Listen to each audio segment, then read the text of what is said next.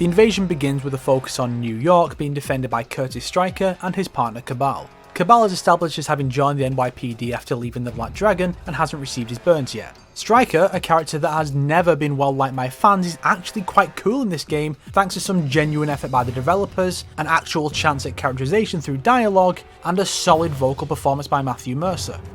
Police brutality coming up. I mean, at this point he's basically John McClane crossed with Leon S. Kennedy.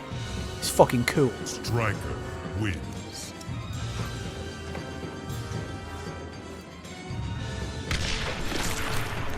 Also, Reptile can dodge bullets. Stryker loses his gun to Reptile but can still use it in battle, unlike when Jax casts his gun aside in DCU. Thanks to this little oversight, Stryker can just spam his opponents to death and easily overpowers both Reptile and Melina. After non-lethally frying Melina and receiving another vision, Raiden flies off to save Johnny Cage from his original death at the hands of Motaro. This detail is very important later on, so keep it in mind. I do like Stryker and Kabal's reactions though. That guy just shot lightning from his hands. How'd he do that? No idea. Kintaro then arrives and breathes a stream of fire on Kabal, an ability he does not have otherwise. Shao Kahn's strength proves no match for conventional weaponry, but before Stryker can tend to Kabal's wounds, Ermac shows up because Shao Kahn's evasion is centered around this one inconsequential bridge, and throws Stryker into the subway in a manner that he should probably die from. After gunning down Ermac because it's about the only way you can beat his broken ass, Nightwolf arrives to take Stryker, who somehow knows the term Earthrealm, to meet with Raiden's forces. Now, it's my problem. It's also worth noting that Nightwolf is played by Native American comedian Laurie Omaha. I don't know if he specifically wanted the role or if they just cast him because he's native. He does a good job, but he seems wasted on a joyless twat like Nightwolf. Still, it's such a shame Nightwolf hasn't changed to his other costume here because it's such a cool original design, you know? Stryker goes to find Kabal, but he's gone missing. Chapter 13 follows Kabal, now fitted with a respirator and some cool looking burns on his arms. Kano explains that Shang Tsung's magic fixed him, but he can't fully heal him. Why? And what exactly did he heal if Kabal's still so horribly messed up? All I can assume is that this is yet another way of putting Quan Chi over Shang Tsung, because that pasty white bastard can heal a hole in the chest and resurrect the dead, but external burns are just too much for feeble old Shang Tsung. Yeah, you're all proper police now. The Black Dragon ain't the same without you, mate. You should come back. I like the dynamic and the implication of past friendship here. Kabal refuses and takes Kano captive, forcing him to take him to an exit. The exit in question is a portal in Khan's throne room, through which Motaro's corpse is being brought. Sindel volunteers to finish Motaro's work, for we must honour the guy who never did or even said anything. Fuck me, this is stupid. Khan calls Shang Tsung forward and kills him. Why? Does he think this was Shang Tsung's fault too? Now some may say Khan simply chose to kill his least important servant to power up Sindel, but why not use what's left of Motaro, or Baraka, or Reptile, who have never won a fight of significance? As Khan powers Sindel up, Kabal fights off Melina and Noob, which Khan stops to watch. Okay. Kabal escapes through the portal before Quan Chi can close it and arrives on the bridge. Of course. He's then attacked by the Lin Kuei's newest unit, Sub-Zero. After that, Shiva mistakes Kabal for Lin Kuei because of the vaguely similar masks, I guess. After the battle, Raiden and Smoke arrive with... What the hell is that on his head? Who looks at this and thought this was a good design, I ask you? Smoke equals bad. That which made him Sub-Zero no longer exists. He is my friend. What they did to him, it is hideous. You're right. We gotta help him if we can. It's a shame this angle doesn't go anywhere because there's a lot of potential here with Kabal seeing the parallels between himself and Sub-Zero. Again, limiting focus on each character to just one chapter each limits the story potential. Cyber Sub-Zero has his free will restored by Jax, a reference to Cyrax's story in the original timeline, and we see that Jax's arms are visibly fused to his torso, a nice touch, before Sub-Zero is given the lead for chapter 14. I guess he really did turn into Batman. You are no Sub-Zero. I'm Batman. He expresses guilt over what he did while reprogrammed, but it's never elaborated upon, and Stryker suggests going undercover to learn more about Khan's plans, only for Sector to see right through it immediately and get his ass kicked. I can't decide if this was pointless filler or a hilarious subversion. After hacking into Sector's database, Sub-Zero learns of some soldiers being held at the clock tower. Sub-Zero heads over, incapacitating Kano, Goro and Kintaro no problem, and frees the soldiers. The Shokans break free and flail their arms around awkwardly until Sub-Zero defeats them. Simultaneously. In gameplay. This part is tough, and I want you to remember this raw display of power because it's very important that you do. The soldiers are thrown back by Ermac, who was swapped out of his awesome Space Wizard outfit for his original just for this one fight. He's quickly dispatched thanks to Cyber Sub-Zero actually having a decent moveset. Sub-Zero is told about more soldiers in the graveyard, which he reports to Raiden, triggering a vision of the Soulnado from MK3. Nightwolf heads over to meet up with Sub-Zero while the cyborg runs interference. Naturally, it's Quan Chi who is creating the Soulnado because let's give every noteworthy success to that Murray Sue. Noob is with Quan Chi as he was during Sindel's resurrection, only now he's wearing his cool Reaper-like outfit. Who is that? The one Kano warned about. What, did Kano Thor cannonball his way over to tell them and cannonball away before Sub-Zero arrived? I don't know, I just can't see Noob or Quan Chi carrying a radio around. Noob reveals himself to be the original Sub-Zero, revived as a wraith by Quan Chi because you get the idea. Both brothers' names are finally revealed here, but they don't even share a family name. Bihan? Yes, Kuai Liang. It is I. Fun fact, aside from a brief one-panel flashback in the MK4 comic, this is the first time the two brothers have ever interacted on screen. In any medium. It's a real shame too, because their exchange here is one of the better ones in the game. You and I both. We are flawed copies of our former selves. I have no flaws. Quan Chi has perfected me. For what end? To serve the Netherrealm and Outworld?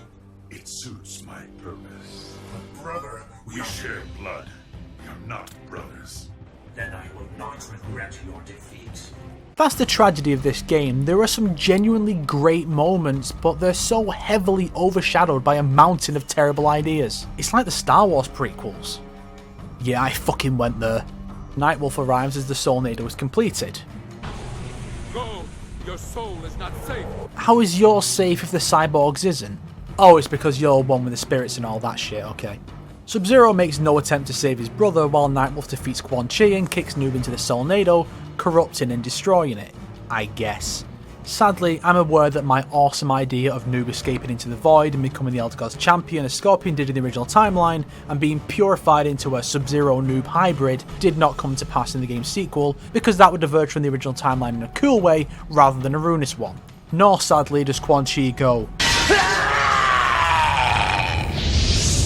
this time. Nightwolf returns to the others who are questioning how much has changed as a result of Raiden's actions, and you start to realise not much really by this point, meaning that any significant change has to occur sometime in the next chapter and a half. By now, Liu Kang, Sonya, Kitana and Jade have finally returned without explanation, and Raiden goes to speak with the Elder Gods about Kahn's blatant disregard for the rules of Mortal Kombat. He takes Liu Kang with him and leaves Nightwolf in charge. Not the 10,000-year-old princess or the military or police forces, the guy who decided MK2 wasn't worth his time. And it's not for any logical narrative reason, it's because he's the one you happen to be playing as at the time. Raiden doesn't really have a reason to take Earth's Best Warrior with him other than narrative convenience, as the Lin Kuei teleport into the cathedral immediately after he leaves. Strangely, the cathedral is evidently not connected to either the bell tower or the graveyard, even though that would make sense. Nightwolf beats Cyrax and saves Smoke from Sector because it's not like Smoke could ever stand up to Sector or anything. With all the Lin Kuei down, Sindel enters the scene and Mortal Kombat is completely ruined in a single 1-minute sequence. Sindel plows through everyone, taking them all down in up to 3 hits, killing almost everyone. These characters have, respectively, sealed up the Soulnado and defeated the Lin Kuei cyborgs, won 4 straight matches in about 20 minutes, defeated Cyber Sub-Zero, beaten Kintaro despite having no powers or special training, defeated Goro and Kintaro simultaneously, beaten a Shokan without any powers or enhancements, beaten Shang Tsung and Reptile simultaneously, beaten Kitana and Jade simultaneously, beaten a Shokan, and beaten Johnny Cage and Smoke simultaneously. Aside from the fact that this scene forces almost the entire good guy roster to job worse than Santino fucking Morella, it's also the worst, most sloppily thrown together attempt at raising the stakes I have ever seen in my life. The heroes going in one at a time and not using their powers or weapons is illogical and contrived because they're not fighting to their strengths.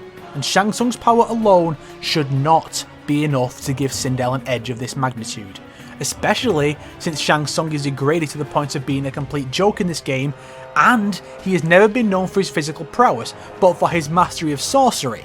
It's like taking the power of Doctor Strange and then being able to take the Hulk in a fist fight.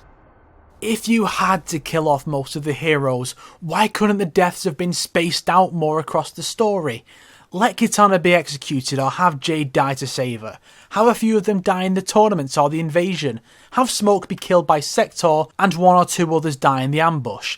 Then have Sindel charge in and beat down those that are left once they're tired out and lucky to have survived. And let them take some villains with them as well, because the state Earth forces are left in by the end of the game makes it fucking ludicrous that they could ever pull back, especially with what's to come later. While this stupid shit goes on, Raiden speaks with the Elder Gods, who say possibly the stupidest fucking thing I have ever heard in my life. He invades Earthrealm as we speak.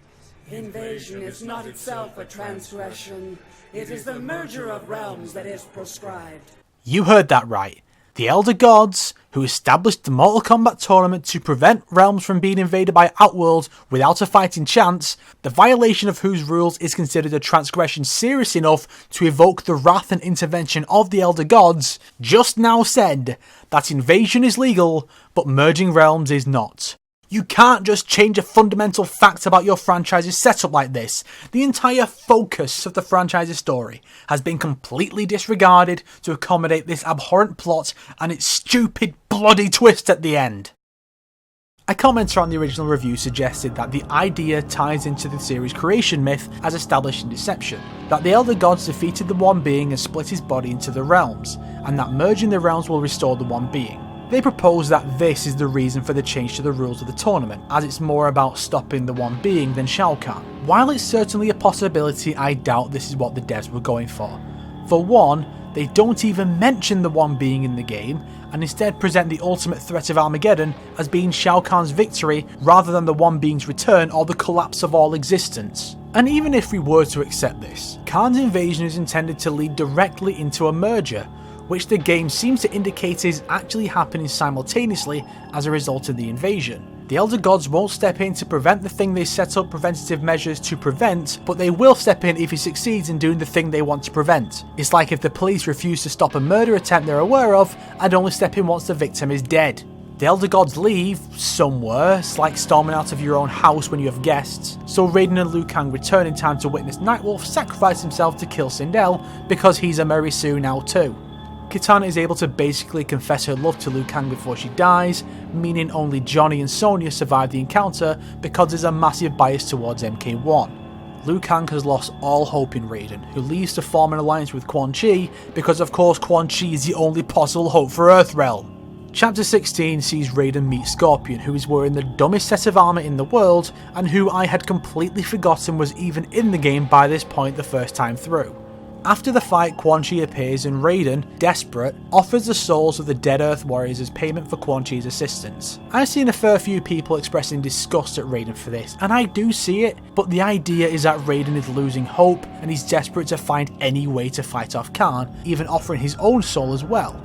I'm not as offended about this part as others because my attention is more focused on the fact that Quan Chi already has the souls of the dead Earth warriors because Shao Kahn gave them to him. Because all of a sudden, Shao Kahn has jurisdiction over the souls of the other side's warriors.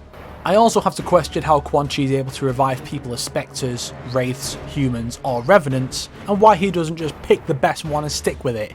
And why does Scorpion still have his free will when the others don't? Maybe it's because they're attributing a series of unconnected transformative resurrections to a single source without putting any actual thought into it. Quan Chi sets the heroes on Raiden in threes: Jax, Kabal and Striker, then Kitana, Kung Lao and Nightwolf. You may notice that not only are the zombie designs more damaged during gameplay than in cutscenes, and have red eyes instead of white, but that Kung Lao and Striker actually change costumes between the two. At first I figured it was because those two were in their alternate costumes when they died, and gameplay here uses the defaults. But Kitana died in her alternate and she keeps hers. Clearly there was some miscommunication between the cutscene and gameplay guys, and a lack of anyone paying attention during playtesting, leading to this easily spotted and fixed issue. Also, Cyborg Zombie Sub-Zero, what the hell? Now, long-time fans of MK may ask why Deception is my favourite entry in the series, when the whole heroes revived under mind control thing was done there first. Well, the difference is threefold. First, it happened to way less characters, so there's still a decent number of heroes taking part in the game's main story on the good side. Second, that entire plotline was introduced and resolved within a single game. Sure, we didn't know the canonical resolution until 2 years later, but 2 different endings delved into the issue, with one even revealing that Onaga's death would free the heroes, thereby making it clear that the heroes would indeed be freed by the next game unless Onaga lived, which he didn't. Third, the way the heroes died was left to our imagination. We already had a clear idea of how powerful the 2 sorcerers were, and they had an army of Tarkatans and possibly Onaga's undead army at their beck and call. It's not difficult to accept the heroes fighting valiantly only to be overwhelmed and killed by a much larger force, but having a single character with unspecified levels of power plough through double the number of victims and kill them all so trivially and in such a short space of time is just atrocious storytelling. Plus, we only had to wait 2 years for specific details to a plot we knew was resolved, rather than 4 years for any kind of resolution. Thanks to Quan Chi's words, Raiden finally realises what he must win means and leaves to enact his final plan. Liu Kang is waiting at the portal and Raiden tells him his plan is to let Khan win, because the Elder Gods will step in and deal with Khan if his plan succeeds. Then why the fuck am I even here if the way you beat the villain is by letting him win? We can stop this by doing nothing. We'll do nothing. Liu Kang is as fed up with this shit as I am, challenging Raiden and leading to one last twist of the knife to make this game completely irredeemable. Liu Kang prepares his flaming fists and Raiden blasts him with lightning, causing a reaction with Liu Kang's fire, burning the hero to death. He is not killed by a villain, or by Raiden as a last resort, no. The protagonist of the franchise is killed by accident. Liu Kang is the series protagonist. Back in 2002, Liu Kang was killed by the Deadly Alliance. This was used to showcase just how dangerous this new threat was, that they could eliminate the guy that defeated Goro, Shang Tsung, Kintaro, Shao Kahn and Shinnok. This single event fundamentally changed the direction of the series forever. Up until then, Liu Kang was always the hero. With his death, the hero changed in every game, sometimes not even having a central protagonist at all. Then we come to this. A new timeline, a complete do-over, and Liu Kang dies again. But what does it achieve? What does it contribute aside from showing just how fucked Earthrealm is when MKX rolls around? Sure, he was never as interesting as most of the rest of the cast, but few protagonists actually are. He's like Ryu, Akira, or even Goku or Superman. They're not the most fleshed out or compelling characters, but they stand as a central figure in their stories. They deserve to be shown respect. And even if you don't like Liu Kang at all and would prefer him to be dead, you cannot deny that the death of someone with his level of importance in the game's world should be treated as a major event. An event that forever changes the status quo, rather than simply being a part of the status quo. I just want this to be over. Khan swats Johnny and Sonya aside and Raiden gets beaten with the same dialogue and animation as the intro, which strikes me as the devs being lazy more so than an attempt at being artsy with a parallel to bookend the story. The Elder Gods finally get off their lazy asses and possess Raiden to give him the power to defeat Khan, which is still not enough until it randomly is and Khan explodes for no reason. The remaining heroes are left to rebuild, unaware that Shinnok is about to launch his own invasion against a grand total of 3 heroes. We're not even told if the realms did fully merge, and if so, if Khan's death undid it. Even the second movie that everyone hated did at least that much. And I have one more, very important question. Why does Raiden not use the amulet again?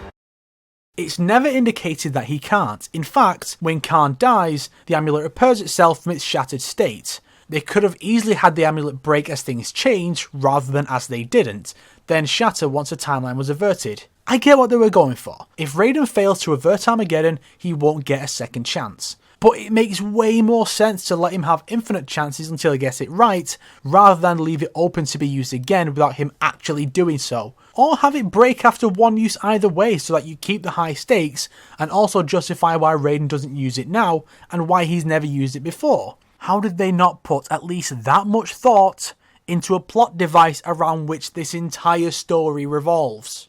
But with the story discussion finally concluded, I have a few particular story elements I'd like to go into in greater detail, starting with two things that simply do not work together at all.